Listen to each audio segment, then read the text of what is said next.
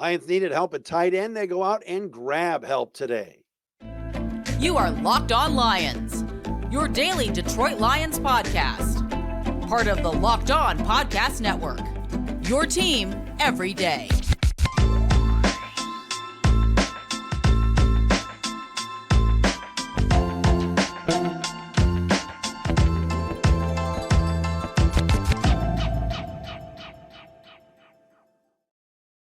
We got a full week of hype for the NFC Championship game. It's Locked On Lions, everybody, on the Locked On Podcast Network, your team every day. Matt Derry with you on a Monday, January 22nd, a Victory Monday, into Tuesday, January 23rd. Thanks for checking us out wherever you get your podcasts, making us your first listen each and every day. Got to give a special hello and a shout out to our everydayers who are out there. I got people hitting me up from over in England. We got folks down south. In Texas, hit me up. I'll list off some names probably later on this week. But thanks to all of you for checking us out wherever you get your podcast, subscribing on our Locked On Lions YouTube channel. If you haven't subscribed yet, please hit that button. We're getting close to 10,000 subscribers. Locked On Lions brought to you today by LinkedIn Jobs. LinkedIn Jobs helps you find the qualified candidates you want to talk to faster. Post your job for free at linkedin.com/LockedOnNFL. That's linkedin.com/LockedOnNFL to post your job for free. Terms and conditions apply. On the show today, Zach Ertz is here. Yes, the Lions needed help at tight end. They go find help. It's a pretty good pickup for January 22nd. We'll get into that coming up. We got the PFF grades. We got news on Deebo Samuel. We got Clete Blakeman as the official. Oh, my goodness. All of that today on Locked On Lions. Follow us on Twitter at Derry Speaks and at Locked On Lions, Matt Derry Facebook fan page, on Threads at The Real Matt Derry, and again, on our Locked On Lions YouTube channel. But how great is this? How fun was your Monday today going back into work, whether it was in the conference room, whether it was in the kitchen, whether it was at the water cooler? Are there water coolers anymore? Coffee machine, whatever it was, you're talking about the Lions. Everybody's on board. Everybody's into it. Was at the gym today. Lions gear everywhere. And why not? This team's one win away from the Super Bowl. And what I love about Dan Campbell and everybody on the team is they're keeping their composure. Nobody's going too crazy. Nobody's overly celebrating 2 playoff wins. Yes, the Lions are thrilled. And they'll be heading to San Francisco to have to try to win a road playoff game, something they have not done since 1957 in San Francisco, by the way. But their minds are right. They're focused. And yes, they're 7-point underdogs, but there are plenty of people, including me, that think that the Lions have a very good chance of winning this football game. They've got great momentum. They're playing well up front. We saw what happened Saturday night. San Francisco at times got dominated by an inferior Green Bay team. The Packers O-line, even when Zach Tom went out of the game, they were pushing that 49er front back. Chase Young, Nick Bosa, Armstead, Hargrave, they were getting shoved back by that Packer O-line. What's the Lions' strength? Their offensive line. We know this today is that Jonah Jackson's not going to play this week. We'll update you on that momentarily, but I still think this Lions O-line can do some damage. You have the two-headed monster with Montgomery and Gibbs, can run that football, keep the Niners off the field, and control the game. So why can't the Lions win? Of course. San Francisco really good? Yes. If Deebo Samuel plays, you throw him in there with Kittle, Ayuk, McCaffrey, they're loaded. All right. And the Lions defense, as we've known the last, 5 weeks, it's not exactly played the number one receiver real well. Mentioned this on the post-game pod yesterday. You go back 5 weeks ago to Justin Jefferson, then CeeDee Lamb, then Jefferson again, then Nakua. Then this past week, Mike Evans. Lions are handing out 100-yard games for number one receivers like candy on Halloween. That's just how it is. They'll be drafting a couple of cornerbacks for sure. They'll probably sign one in free agency. But regardless, they still have found a way to win these football games, and they should have won in Dallas. We know that. That's the last topic I'm going to talk about is the Cowboys. But Lions are going as underdogs, but I like their chances.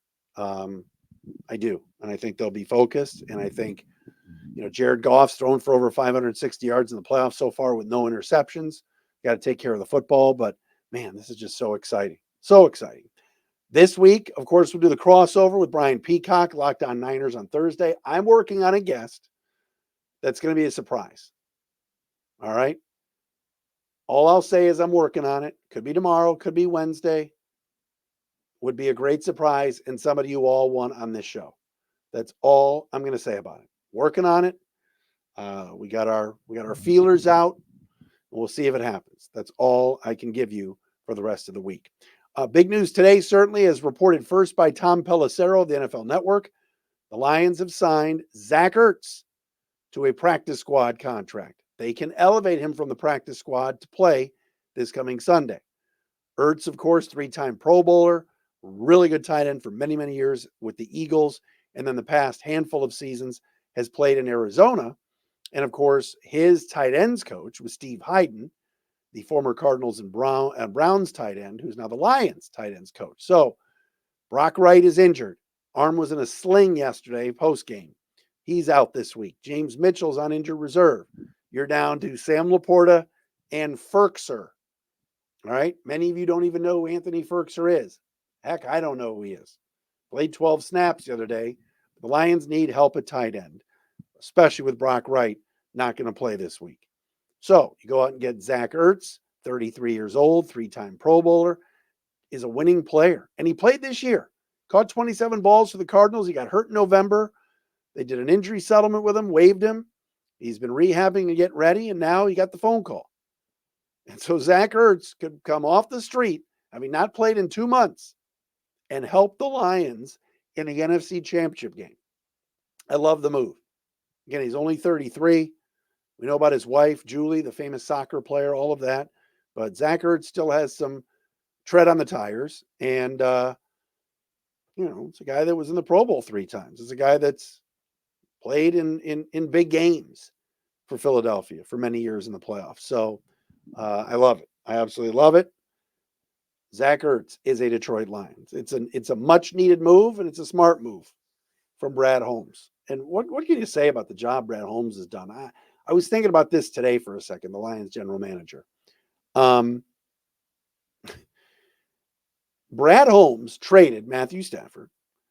He got 2 first-round picks back and Jared Goff. Then he spun one of those first-round picks at number 6 this year to trade back to get number 12 and 47 and drafted Jahmyr Gibbs and Sam Laporta. So he trades Stafford and brings back Goff, J-Mo, Laporta, and Gibbs. And I think I'm leaving out what? Didn't they get a second round or 2? I mean, the list goes on and on. What a move from Brad Holmes. Just fantastic. So that's how you do it. And I was talking to the great Frank DiLorenzo today, financial advisor to the Stars on the East Side. And we were talking about it. This is going to be the norm for a while. This is a young football team built through the draft. Amon-Ra St. Brown, Penei Sewell, Aiden Hutchinson, Brian Branch. These are cornerstone players. And they're all first, second, third-year players. That's awesome. It's not like they went out when Philly signed all those free agents and went for it. This is a young team on the rise. Your quarterback's 29, right? Your running backs are both in their 20s. Amon-Ra's in his 20s. J-Mo's in his 20s. Josh Reynolds. I mean, list goes on and on. Young team on the rise. And somehow they lost this Sunday. We'd applaud and say great season, but they'll be back next year, the year after that, the year after that. They're not going anywhere, which is pretty sweet. All right, coming up next, we got the PFF grades. I want to talk about Clete Blakeman a little bit. The Lions have found out who their referee is going to be this week. All of that right here on a Monday edition, a Victory Monday edition of Locked On Lions. Locked On Lions today brought to you by LinkedIn Jobs. At the start of the new year, every small business owner is asking themselves the same question. What's the one move I can make that'll take my business to the next level in 2024? Well, LinkedIn Jobs knows that your success all depends on the team you surround yourself with. That's why LinkedIn Jobs has created the tools to help find the right professionals for your team faster and for free. Use that purple hashtag hiring frame on LinkedIn Jobs. People know you're hiring. They check out the job that's there. It's awesome. You want to build a great team? find great people on LinkedIn. It's not just another job board. Everybody's on LinkedIn. A vast network of more than 1 billion professionals, which makes it the best place to hire. LinkedIn also knows that small businesses are wearing so many hats and might not have the time or resources to hire. That's why you find great hires on LinkedIn. The process is intuitive, quick, and easy. Post your job for free at linkedin.com/LockedOnNFL. That's linkedin.com/LockedOnNFL to post your job for free. Terms and conditions do apply.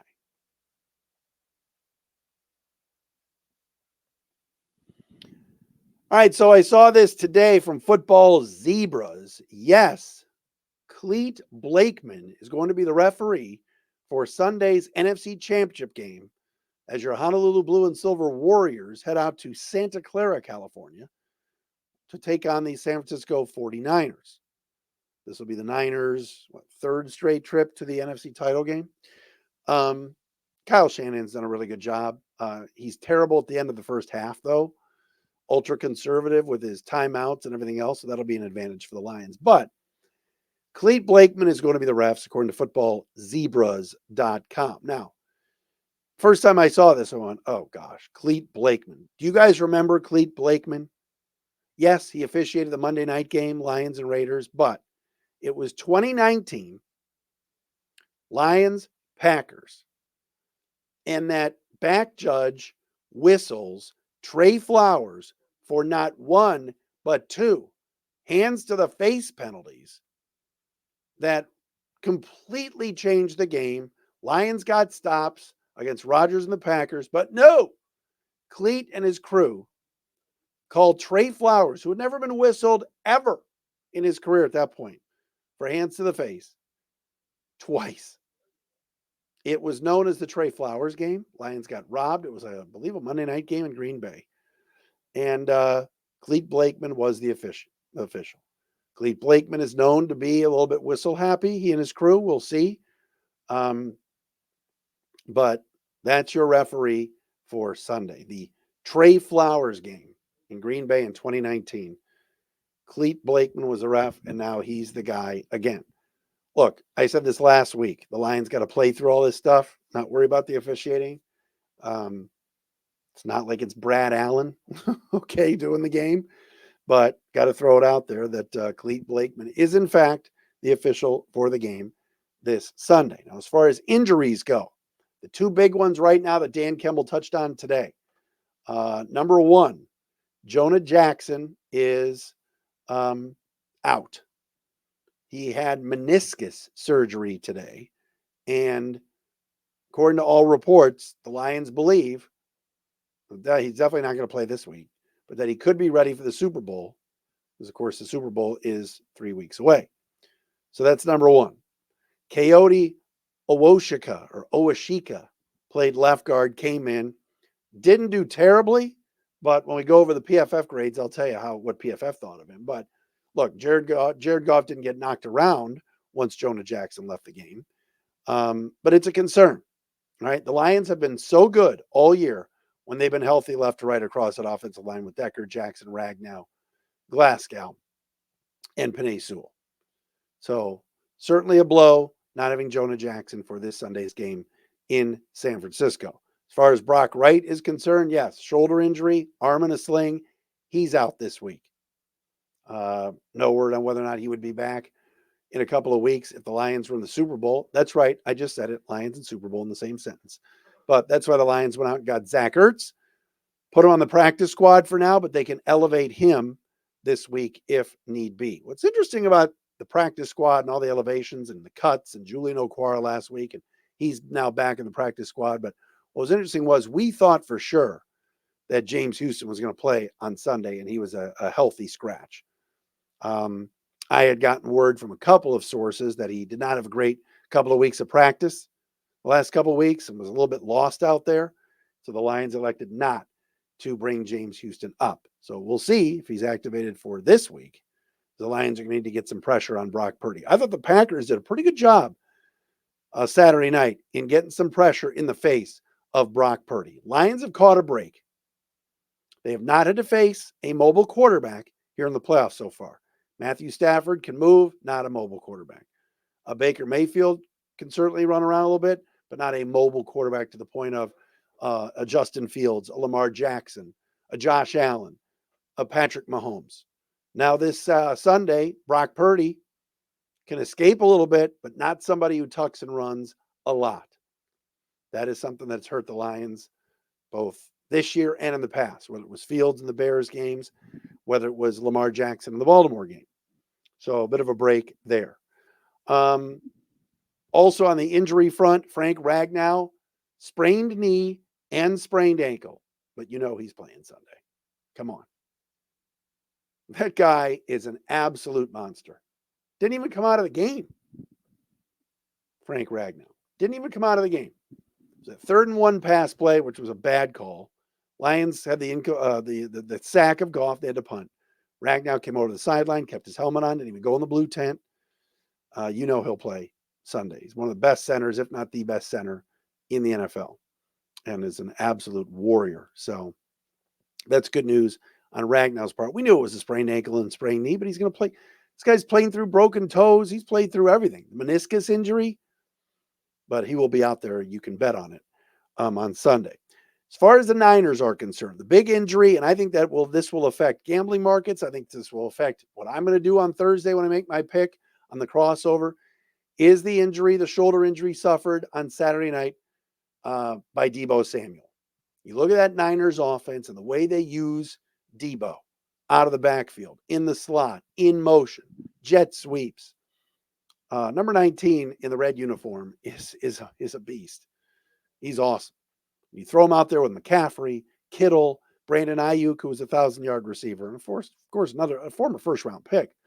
But the Deebo Samuel shoulder injury that kept him out of the second half of Saturday night's game.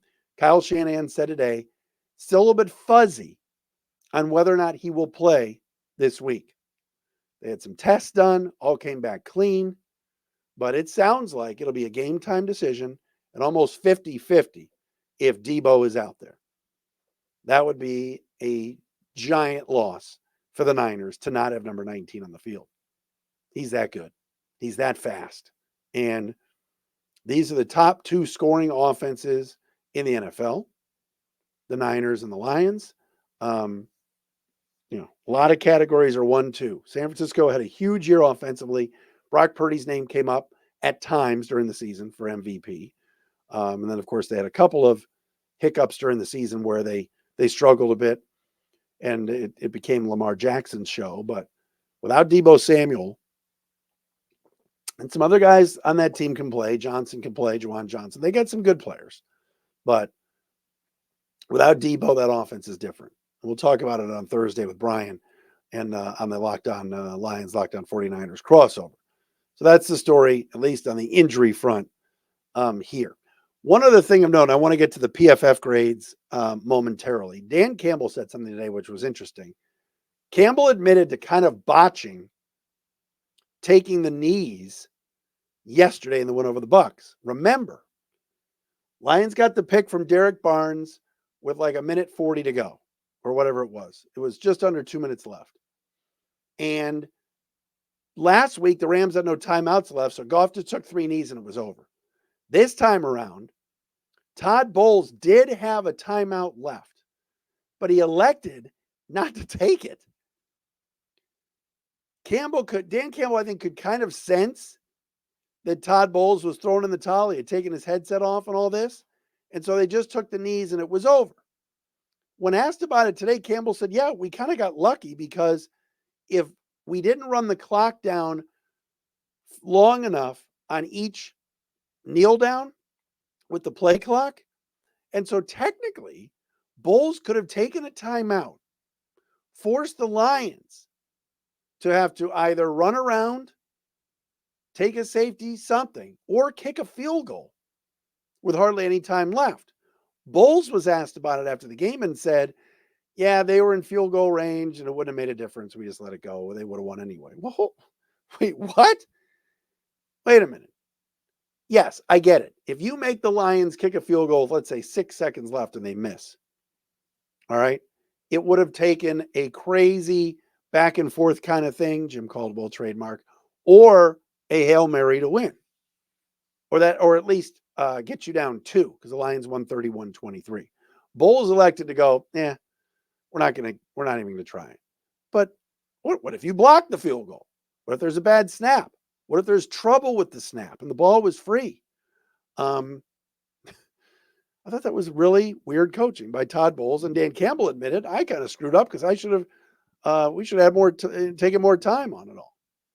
So, be that as it may, that's what took place, and the Lions celebrated, and it all worked out. All right, coming up next, who were the stars from PFF yesterday? Top 5 and bottom 5 Lion performers on offense and defense from Pro Football Focus. We will do that coming up next, right here on a Monday, Locked On Lions. Today's broadcast of Locked On Lions is brought to you by FanDuel. Playoffs are here. We're down to the Final Four. You got college football or college basketball, NBA, NHL. So much going on. You want to get in on the action with FanDuel, America's #1 sportsbook. Right now, new customers get $150 in bonus bets guaranteed when you place a $5 bet. That's $150 in bonus bets, win or lose. The app is so easy to use. There's so many different ways to bet, like live same game parlays. Find bets in the new Explore tab. Make a parlay in the Parlay Hub, the best way to find popular parlays, and more. Over-unders, money line, all of that. Get in on the action with FanDuel. They are the best. Visit FanDuel.com/lockedon. That's FanDuel.com/lockedon. And make your first bet a layup. FanDuel, official partner of the NFL.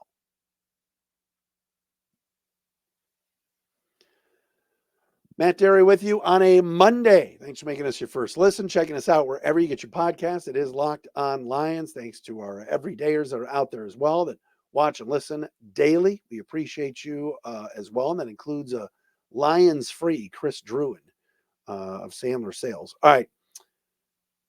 Pro Football Focus, PFF. They did the grades. We do this each and every Monday. Lions win over Tampa yesterday. Who are the top performers on offense and defense? On defense, number 1, Jalen Reeves-Maybin, 90.6 grade. JRM has been a godsend this year. Benito Jones, second at 82.6. Aiden Hutchinson, 76.8, came in third. Levi Onwuzurike, 76.0. And Chauncey Gardner-Johnson, 70.4. Those were your top 5 Lion performers from yesterday's win on defense. Bottom 5 defenders. Romeo Okwara, ouch, 36.7. Not good. Kirby Joseph, 49.2. Third, Kindle Vildor, third worst, 50.4. Ifeatu Melifonwu, 52.6 grade. And Jack Campbell, 52.9 grade. I've lauded Brad Holmes, and I've said it. He should be executive of the year and everything else. I would have taken Kalijah Cansey. That's just me. I told you guys about Cansey. You balked me. All right. Offensively, top 5 and bottom 5 Lion performers from yesterday's win. Number 1, Penei Sewell, 94.1, including a 97.5 run blocking grade. Holy hell, that's good. Awesome stuff from Sewell, 94.1. Taylor Decker came in second, 93.6. Jonah Jackson before the injury, 86.1. Jahmyr Gibbs was fourth at 84.3 grade. And Frank Ragnow, the center, 79.9. Played all 73 offensive snaps. Bottom 5 Lion performers on offense. Coyote Owoshika, 48.4. Will be a concern at left guard. No question this week. Hopefully he plays better. David Montgomery, 49.6. Third worst was Graham Glasgow at 50.8. The 17th string tight end, Anthony Ferkser, 12 snaps, 54.6. And fullback Jason Kabinda, 55.1. Those are your top 5 and bottom 5 Lion performers from yesterday's thrilling playoff victory. Lions have won 2 playoff games in a season. How about that? Got to go back to 1957. Everything's 1957. Last time the Lions did that. as they knocked off the Bucks. By the way, if I could do a PFF bottom 5 performer, and this is a little bit harsh and I'll probably get in trouble, but whoever the high school kid was on the radio yesterday on the flagship station that was on during the post-game show with Stoney, reading scores from the day before and taking forever and only using last names, like, come on, man. Like, I'm in the car. The network post-game ends. Here comes Stoney, the godfather of sports radio in this town, to do the post-game show. And they open up with some high school kid on there reading scores and doing game recaps, not playing any cuts. If you do a game recap, give me some Dan Miller cuts. Let me hear some highlights. It was painful to listen to. So that would have been a PFF bottom 5. I know it's a little harsh, but hey. By the way, Tony Romo was brutal yesterday too. And I saw a lot of complaining about Collinsworth on my Facebook from Sunday. So there's that. All right. Surprise guest likely tomorrow. We're working on it. We'll get you the crossover on Thursday. Some other fun things this week. Thanks for making us your first listen, checking us out wherever you get your podcasts. It's Locked On Lions, NFC Championship Game Edition all week, right here on the Locked On Podcast Network.